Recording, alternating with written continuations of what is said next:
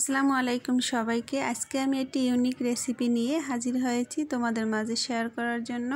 আশা করছি আজকের রেসিপিটি তোমাদের কাছে অনেক ভালো লাগবে।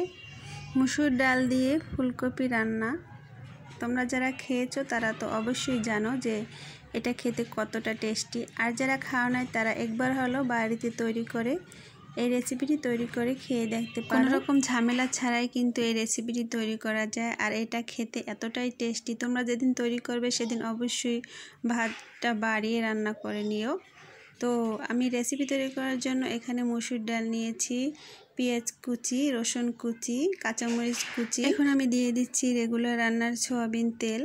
তেল দেওয়া হয়ে গেলে এখন দিয়ে দিচ্ছি হলুদের গুঁড়ো। এখানে আমি 3 টুকরো দারচিনি নিয়েছি আর 3টে এলাচি নিয়েছি। তো সব উপকরণগুলো দেওয়া হয়ে গেলে এখন আমি ডাল আর পেঁয়াজ রসুন সবগুলোকে একসাথে ভালোভাবে কষিয়ে নিব।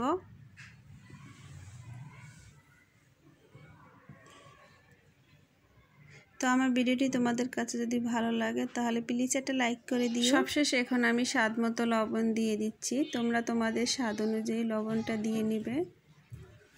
এখন আমি আবার একটু কষিয়ে নিব। ভালোভাবে একটু কষিয়ে নিলে খেতে বেশি ভালো লাগবে। তো আমার কিন্তু ডালটা প্রায় কষানো হয়ে গেছে। এখন আমি ডালের ভিতরে গরম পানি দিব। তোমরা চেষ্টা করবে গরম পানিটা দেওয়ার, এতে করে ডালটা খেতে বেশি ভালো লাগে আর ডালটা তাড়াতাড়ি সেদ্ধ হয়ে যাবে। তো পানি দেওয়ার পরে আমি ডালটাকে একটু নেড়ে চেড়ে দিয়ে দিব। এরপর আমি 15 মিনিটের মতো করে ডালটাকে জাল করে নিব।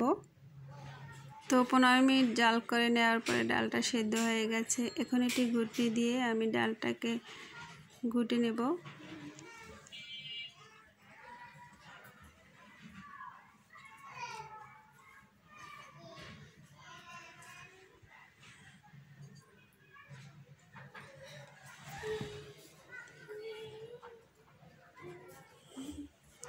এখন আমি কেটে রাখা ফুলকপিগুলোকে ডালের ভিতরে দিয়ে দিচ্ছি। তো ফুলকপিগুলোকে আমি আগেই কেটে ভালোভাবে ধুয়ে রেখে দিয়েছিলাম। পানিটা ঝরিয়ে নিতে হবে।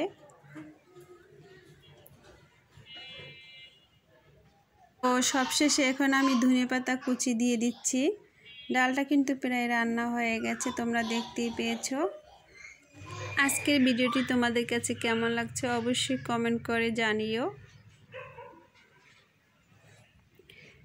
আর তোমরা যারা এভাবে ডাল রান্না করে খাও নাই তারা অবশ্যই একদিন এইভাবে ডাল রান্না করে খেয়ে দেখো, তোমাদের কাছে অনেক ভালো লাগবে।